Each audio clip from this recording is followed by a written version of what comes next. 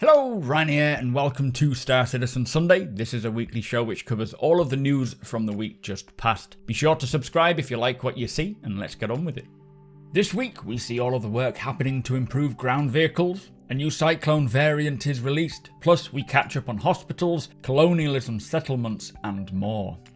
So this week's Inside Star Citizen kicked off looking at what they're doing for wheeled ground vehicles. Recently, they have been working to improve the physics model and tyre model, as the current model is a little too arcadey. And right now they are working on a physically based tyre model built on real-world data from tyres, which means it calculates how fast the wheels turn based on the power from the engine relative to the ground that's moving beneath it. Now, this new physically based system will not only make it feel more realistic and be better for us, as the vehicles will behave as we would expect them to, it'll also make it easier to tune and balance them going forwards. They're also currently working on the Nova Tonk, which has helped to drive a lot of this work, and they now have a lot more parameters, and the Tonk uses track physics, which allows the tank to turn based on the track's tread speed. Rather than turning wheels, each track will have its independent speeds. We also got introduced to the new Cyclone MT, which has a turret and a missile launcher.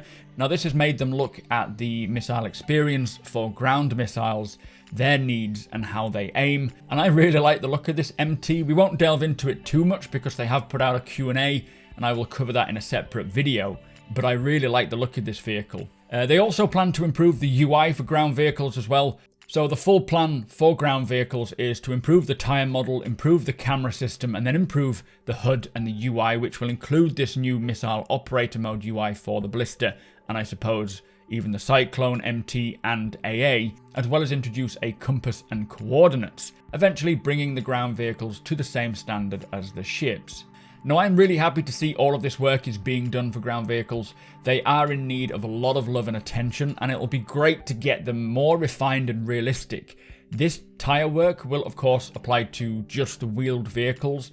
The ground vehicles version 2 work is an ongoing task this year, which is on the progress tracker, and I think it's expected to continue all the way up to November or December, but this looks like a great starting point. Unfortunately, we don't know when it's coming in, hopefully with 3.13, but we will see. Anyway, from here we had a sprint report. They have completed a sprint on bug fixing and visual updates to existing systems like the refinery kiosk, which includes this new welcome splash screen and a close window button as well. They also continued work on the mining UI, ready for the subcomponents, showing us all the various effects, and they're also working to animate the scan bars as part of a push to expose more information to the player. Obviously, as you're mining, the more information we have, the more chance of success that we will have. They have completed a sprint for the non-commercial overlays for refinery decks, which is coming in 3.13. This will create more of an industrial look to a few of the refinery stations rather than the commercial style that we have right now. So this will help to just distinguish them a little bit more.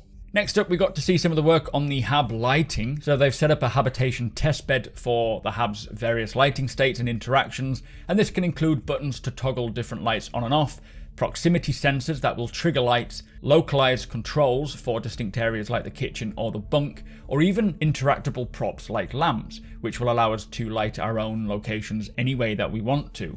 From here, they will then explore all the different colored lighting and destructible lights to push even more customization.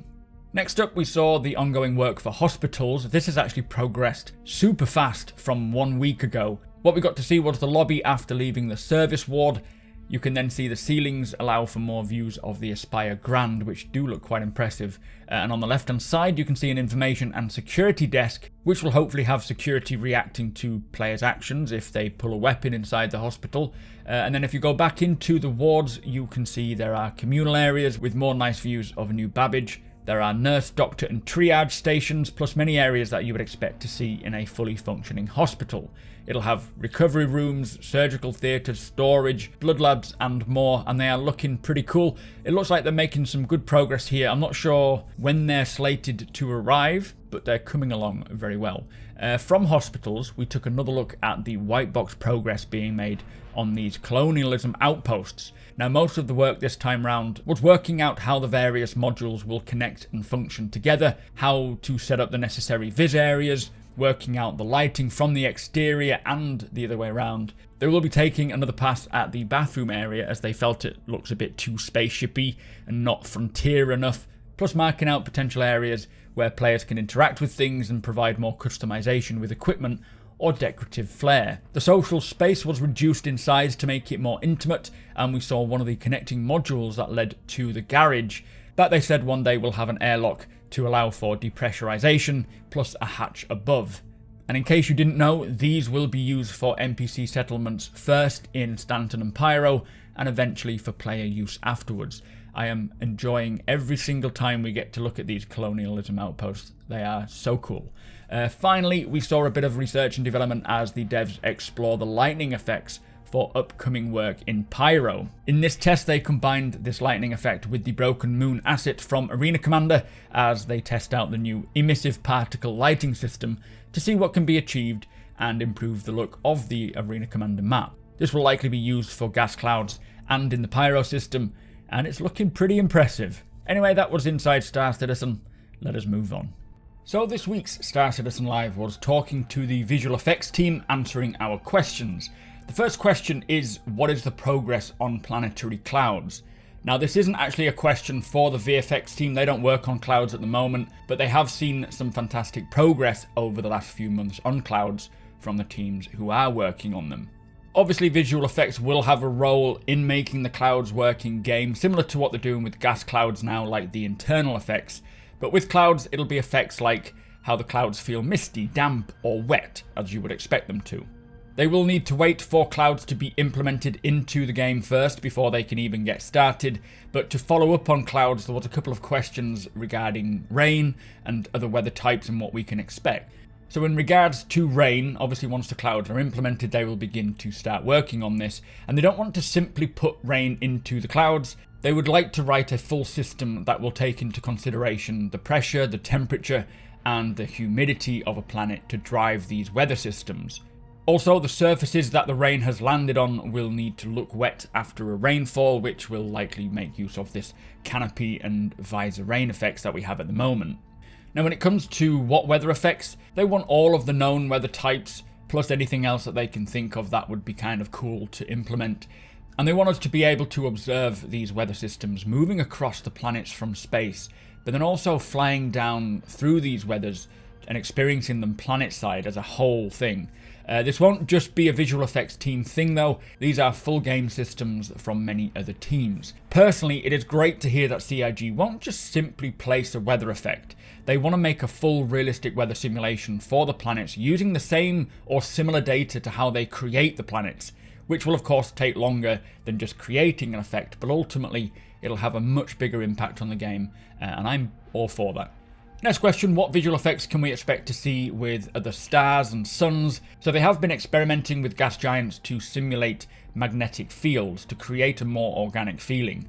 This tech can be used to create the details to move particles to simulate the sun's movement, like maybe solar flares and surface movements, and this could potentially expand to phenomena like auroras. Now, this experiment was a good initial test to highlight where they can improve this and will require a little bit of work, but the Pyro system will require this kind of thing due to its star being a flaring star, so more work will likely be explored when they create Pyro's star.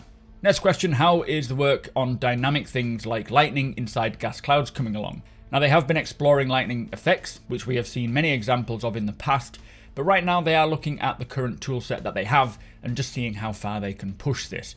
They're also looking to see how they can systemically place the lightning. So for example, different clouds may have different electricity values, which will determine how much lightning there actually is in that cloud.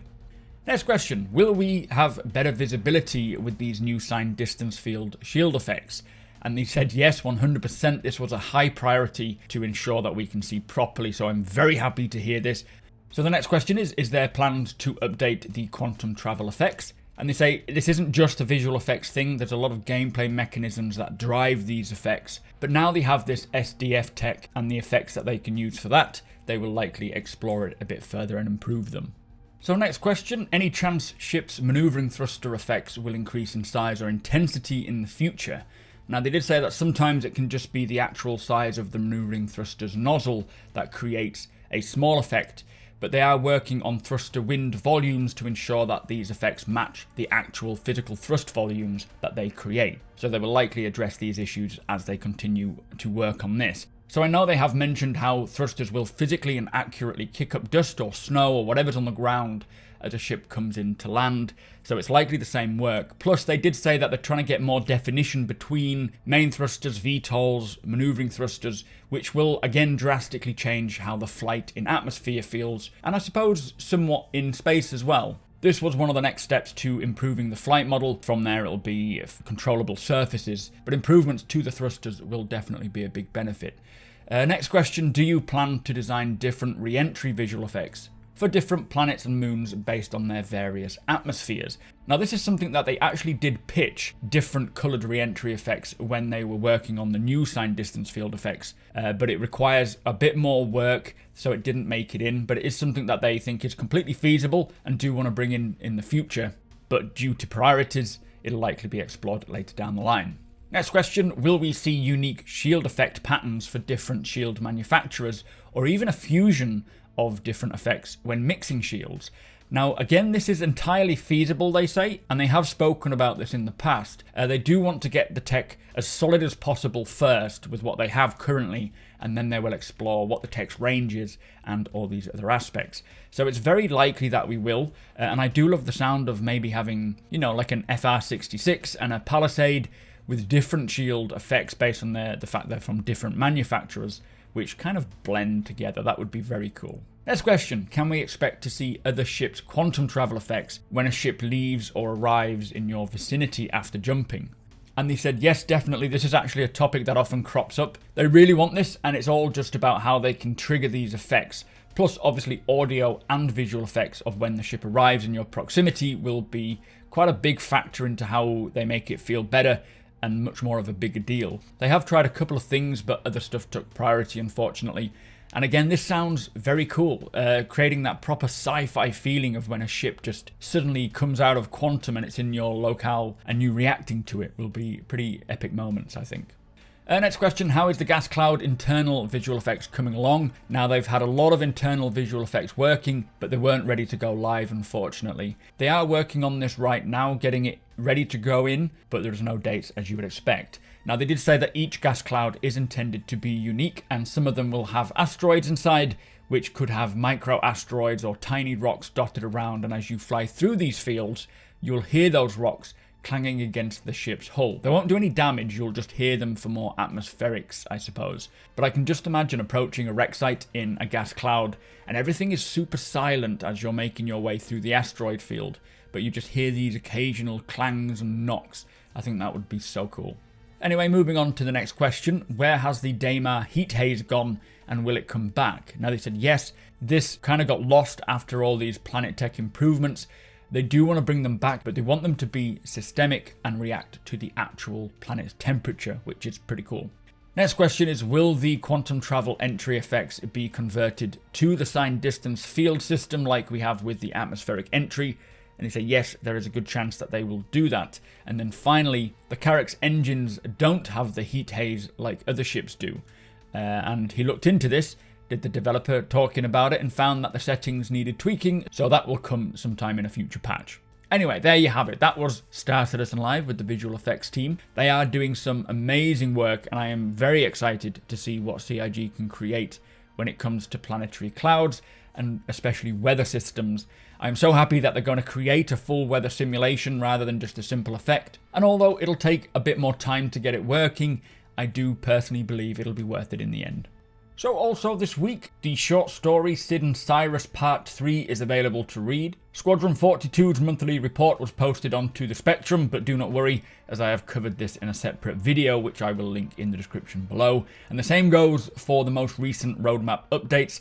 My video covering all of the changes is also linked in the description. The Xeno Threat Post-Mortem was released, in which CIG break down the event and talk about what went well, what didn't, and what they have learnt. This I have yet to cover, but the video will come out early next week. St. Patrick's Day sale went live, which has a new Cyclone MT available to buy, along with its Q&A, of which I will cover separately again sometime next week. A new Mercury Star Runner green paint skin is also available to purchase, and there is a new competition to celebrate the In-Law Paddy's Day version Stella Fortuna, where you need to create a themed video. All of the details to this are linked below should you want to learn more. So that brings us to the end of the show. If you do enjoy my content, please consider subscribing and hitting that like button. Also, I am able to do this thanks to my very generous patrons and channel members. If you appreciate what I do and would like to help make it even better from as little as $1 a month, all of the links are provided below.